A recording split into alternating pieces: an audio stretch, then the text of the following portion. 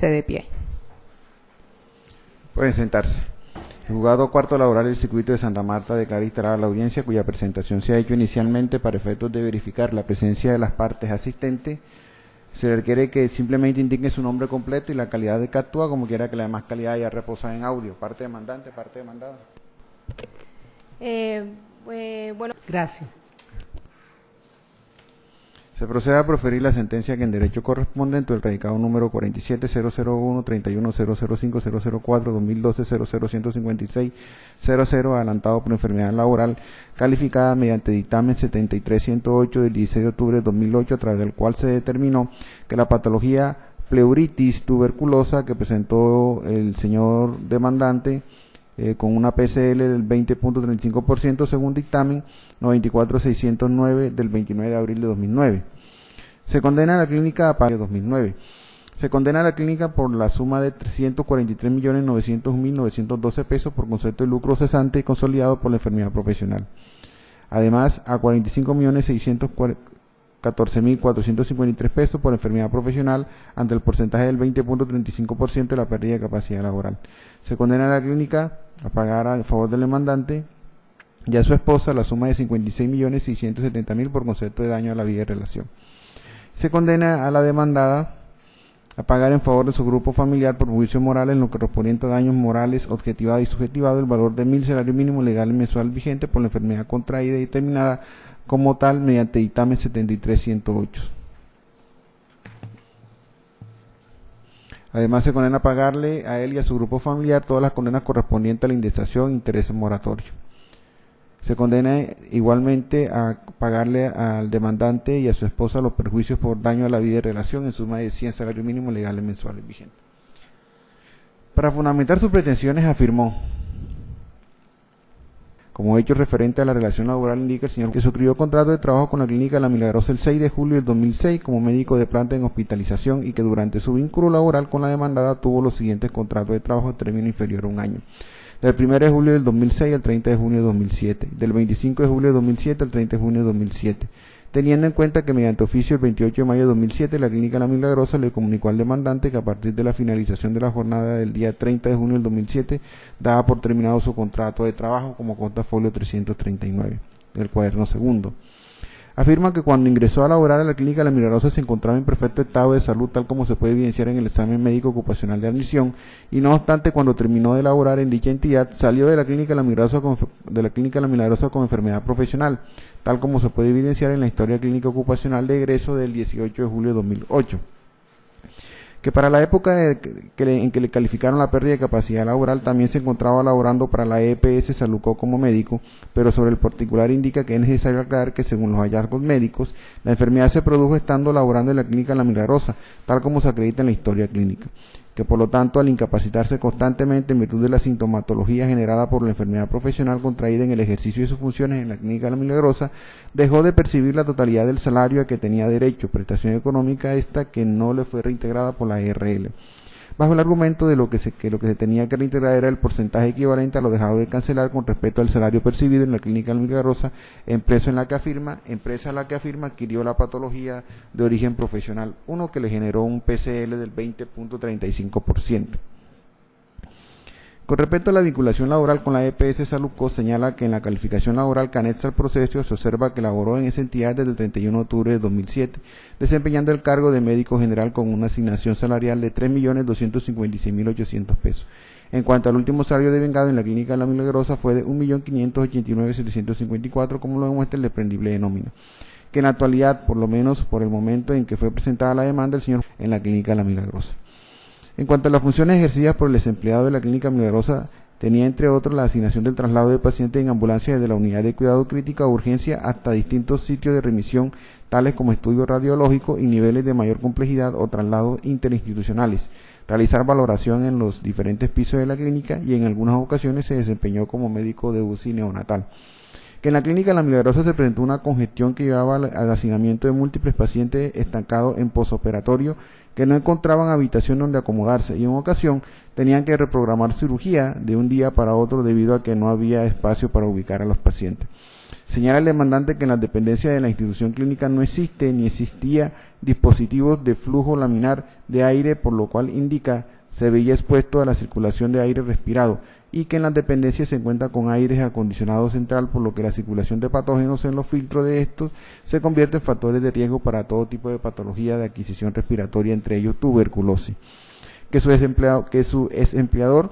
lo tenía afiliado a la RL Suratet Oisura desde el 1 de julio del 2006 y esta entidad recibió una indemnización por incapacidad permanente parcial por la suma de 18.325.586 pesos, suma sobre el cual señala existió total desacuerdo.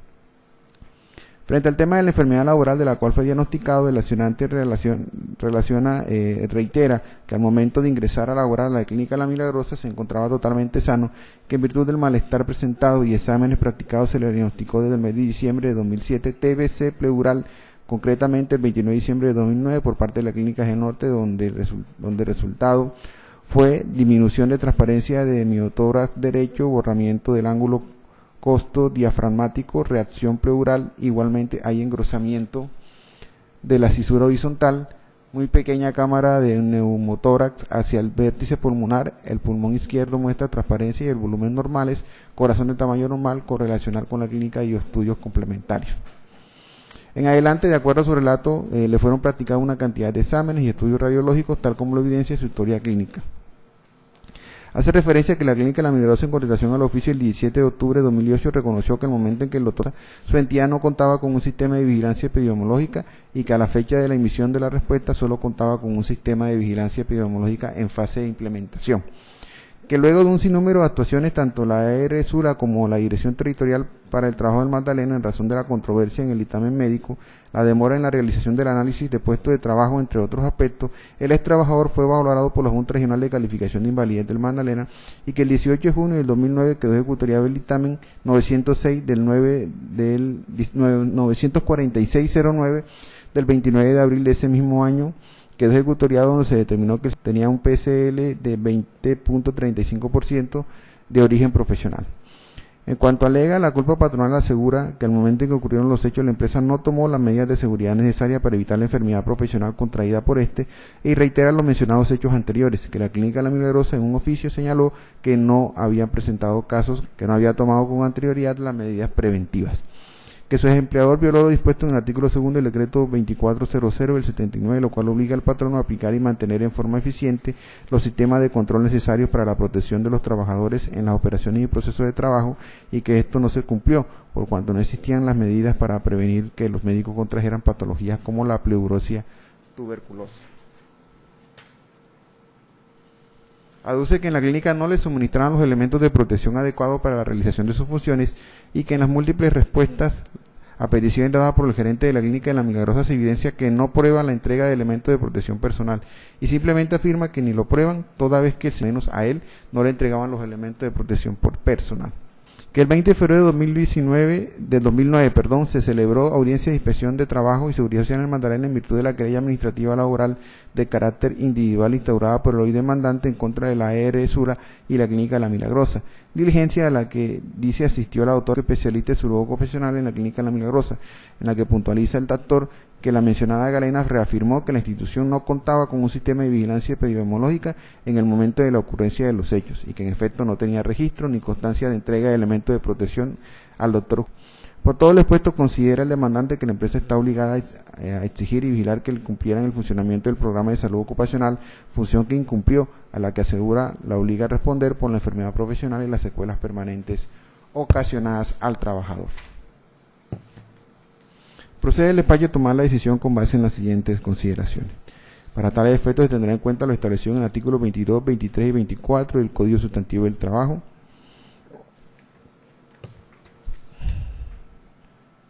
teniendo como problema jurídico a determinar, a resolver, si entre las partes existió un contrato de trabajo como lo planteó el demandante y seguidamente determinar si se probó la culpa patronal. Como consecuencia de ello, si hay lugar al reconocimiento y pago de la indemnización plena consagrada en el artículo 216 del Código Sustantivo del Trabajo.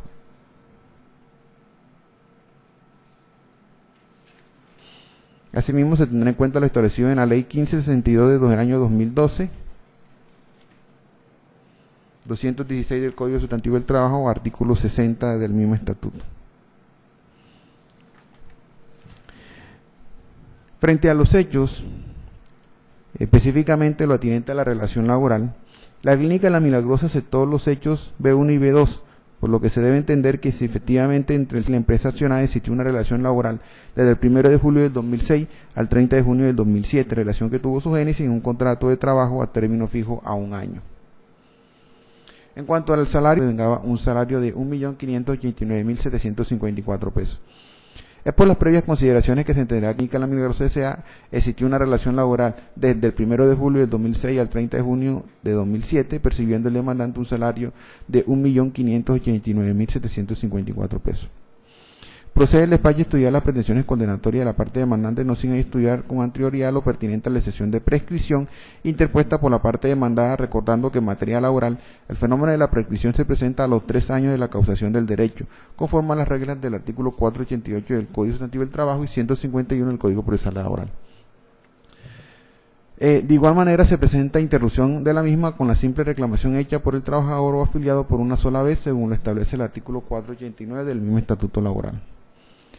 Sin contrariar lo anterior, en el litigio que nos ocupa se debe hacer las siguientes apreciaciones.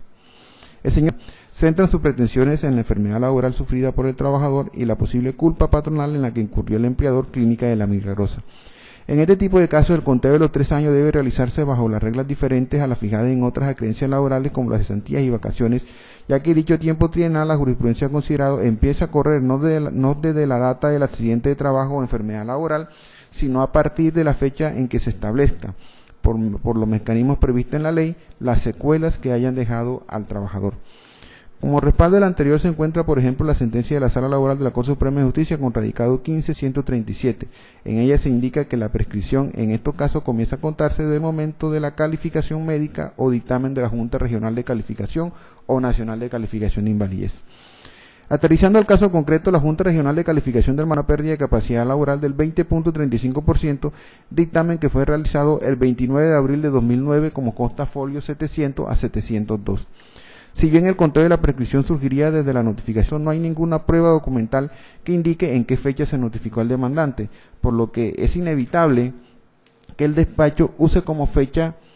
el inicio del conteo del 29 de abril de 2009, ya que es la única fecha cierta que se encuentra en el proceso.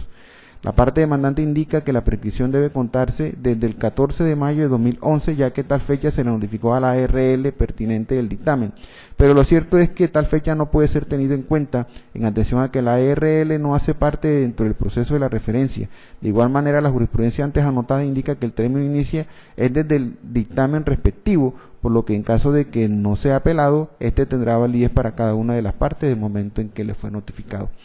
Conforme a lo anterior, en atención a que la demanda fue presentada el 2 de mayo de 2012, transcurrieron más de 3 años desde el momento en que el derecho de ley era exigible, 29 de abril de 2009, motivo por el cual se debe declarar probada la excepción de prescripción invocada por el demandante,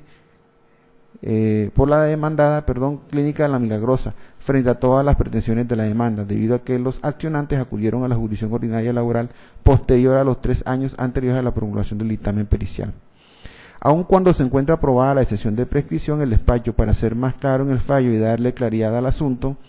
y con el afán de proferir una decisión que abarque todos los puntos en discusión, se ocupará del fondo del asunto de la siguiente manera. En lo atinente a la culpa patronal, lo primero que deberá analizar el despacho es la legitimidad de los demandantes para solicitar tal pretensión. Esta se acredita con los registros civiles de nacimiento que reposan a folio 100 y 101 respectivamente, frente a la legitimación por activa en el registro civil de matrimonio que reposa a folio 102. Aclarado lo anterior con la legitimación, aclarado lo relacionado con la legitimación en la causa por activa, se procederá a estudiar si en el presente caso existió culpa patronal en la enfermedad. A manera de introducción debe señalarse que frente a las enfermedades laborales surgen 2 clases de responsabilidad. La del Sistema General de Riesgos Profesionales, que en caso de afiliación a la Seguridad Social es esta la que responde por las contingencias que se presenten en el ejercicio laboral, y otra que se edifica en la culpa del empleador, quien tiene la obligación de indemnizar de acuerdo con la magnitud del daño que se produce al trabajo o su beneficiario. Con apoyo al artículo 216 del Código Administrativo del Trabajo y la jurisprudencia de la Sala Laboral de la Corte Suprema de Justicia, es dable decir que cuando se trata de la segunda de las responsabilidades, es deber del trabajador o de su coausaviente demostrar que los hechos que determinaron el daño se produjeron por culpa del empleador para obtener la propiedad de sus pretensiones indemnizatorias. En cuanto al concepto de culpa, según la jurisprudencia y la doctrina han expresado que es aquella falta de diligencia y cuidado que los hombres emplean ordinariamente en la realización de sus negocios propios. También se entiende por culpa aquella acción de la gente que habiendo podido ser prevista, no lo fue y que causa un daño, o aquella en que la gente no previó los efectos nocivos de su acto, habiendo podido preverlos, o en el que los previó pero confió imprudentemente en poder evitarlo. En consecuencia, se caracteriza la culpa por la posibilidad y la previsión, de suerte que se descarta su presencia cuando exista irresistibilidad o imprevisibilidad. En estos eventos corresponde al empleador, si desea liberarse de la responsabilidad, de acreditar que su conducta estuvo acompañada de la diligencia, prudencia y cuidado necesario, lo que de antaño se asemeja al actuar de un buen padre de familia y que hogaño adecuándolo al caso concreto se asimila al cumplimiento de las normas y reglas de higiene y seguridad industrial. Conviene además recordar que este tipo de responsabilidad no se fundamenta en presunciones de culpa que produzcan inversión de la carga de la prueba de la víctima al presunto victimario, sino que se estructura sobre el sistema tradicional de la culpa probada. Por otro lado, cuando se reclama por vía judicial la indemnización plena u ordinaria, el trabajador o su coausaviente soportan la carga de probar tres situaciones: el hecho generador de la culpa del empleador y la relación de causalidad entre el comportamiento culposo y el perjuicio. Asimismo, la jurisprudencia ha sostenido que la responsabilidad a que se alude el artículo 216 del Código Administrativo del Trabajo tiene como requisito sine qua non la comprobación suficiente de la culpa patronal, pues en este caso no basta la comprobación del accidente. Asimismo, ha dictaminado la jurisprudencia que para que se cause la indemnización ordinaria y plena de perjuicios prevista en el artículo 216 del Código Administrativo del Trabajo, exige la ley, amén, obviamente, de la ocurrencia del riesgo, esto es, el accidente de trabajo o la enfermedad profesional, la culpa suficientemente comprobada del empleador, a diferencia de lo que ocurre con las prestaciones económicas y asistenciales tarifadas previstas hoy en el artículo 249 siguiente de la Ley 100 del 93 y la Ley 776 del 2012 y demás normas que la reglamentan, especialmente las contenidas en el decreto 1295 del 94, que se causan por el mero acaecimiento de cualquiera de las contingencias anotadas, sin que para su concurso se requiera de una determinada conducta del empleador. Dicha diferencia estriba entonces esencialmente en que la segunda de las responsabilidades señaladas, es decir, la del Sistema General de Seguridad Profesional, es de carácter eminentemente objetiva, de modo que para su definición basta el beneficiario de la prestación que de ella se desprende acreditar el vínculo laboral y la realización del riesgo con ocasión o como consecuencia del trabajo, en tanto que la responsabilidad que conlleva la indemnización ordinaria y total de perjuicios tiene una naturaleza subjetiva, de modo que su establecimiento amerita, además de la demostración del daño a la integridad de la salud del trabajador con ocasión o como consecuencia del trabajo, la prueba del incumplimiento del empleador en los deberes de protección y seguridad que, según señala el artículo 56 del Código Administrativo del Trabajo, de modo general le corresponde. En el caso concreto, el tema de entrega de los elementos de protección personal a personal médico de la clínica La Milagrosa fue escuchada en los testigos. Ha trabajado en la clínica para la época de los hechos objeto del debate en el presente asunto y actualmente labora como jefe de admisión en la misma institución, declarante que explicó al despacho cómo era el procedimiento de suministro de dotación de elementos para la protección del personal y específicamente de los médicos y especialmente de los médicos, señalando que los elementos de protección eran de responsabilidad de la enfermera que está en el servicio y que esta persona en turno debía hacer la solicitud de estos insumos y tenerlos disponibles para la estación, para quien lo fuera a utilizar, y si un médico va a valorar un paciente, es él quien debe solicitar el insumo que necesita, dado que se trata más de autocuidado y que es más, es el personal médico y de enfermería quienes deben conocer acerca de las enfermedades y saber tanto les puede afectar para sí mismo usar los elementos de protección personal. Y menciona que la enfermera encargada de solicitarlos del área de suministro, en ese tiempo se solicitaba al área de suministro que se recogían y se tenían en la estación de cada servicio. Se le indagó a la misma testigo que aclarara cómo era el manejo informado, si esta dotación era específica o era en dotaciones generales y qué tipo de dotación había, porque lo lógico es que se entienda que existen dotaciones que son de ley obligatorias para los trabajadores, a lo que respondió que las dotaciones a las que hizo referencia es en todo lo que tiene que ver con elementos de protección, guantes, gorros, tapabocas o mascarillas, batas desechables, y en caso de que se necesitara otro elemento se tenían dentro del servicio, se hacía una solicitud al área de suministro y si tenían en el servicio para cuando se fuera a realizar los procedimientos o elaboraciones de los pacientes y se necesitara en el uso de los elementos. Añadiendo que el uso de los elementos de protección personal están indicados en todos los protocolos, que hay personas que no hacen uso de los elementos de protección personal, que esto es muy individual y se hace énfasis en su uso, pero es muy individual el uso de ellos, cada persona puede tomar la decisión de usarlo o de no usarlo. En el caso específico de la enfermedad de la tuberculosis se le preguntó que señalara con exactitud cuáles eran los elementos de protección que se entregaban para los años 2007 a 2008 a los médicos que elaboraban para la demandada. Específicamente en el caso indicando que para ese año se tenían en cuenta los criterios de aislamiento establecidos en ese momento, eran respiratorios entéricos de contacto y los estándares basados en esos criterios. Se indica el uso de mascarillas para las personas que fueran a atender pacientes con sintomatología respiratoria y estaban disponibles en la estación que cada personal lo iba a usar, lo recogía del servicio y los utilizaba. Haciendo referencia al testigo, en el punto particular y relacionado previamente con el demandante, cuando se le preguntó si conocía o sabía si el demandante era fumador, a lo que respondió que sí lo vio que sí lo vio fumar, que varias veces salía del piso a fumar afuera de las instalaciones de la clínica y que sus compañeros siempre le decían que por qué no se cuidaba, por qué fumaba tanto, si él hablaba tanto del autocuidado y decía mucho que le gustaba la medicina interna. En cuanto al elemento de protección personal mencionado por el demandante, conocido como filtro número 95, se requirió al testigo si tenía constancia o registro de haber hecho filtro, a lo cual indicó que para esa época, 2006 y 2007, estaban los estándares de aislamientos que eran respiratorios entéricos de contacto y estaban establecidos para los pacientes respiratorios que le entregaban mascarillas, que eran las que se usaban en ese tiempo en la clínica La Milagrosa, que la mascarilla número 95 estaba solamente estipulada para los pacientes multiresistentes. Que de los pacientes con patología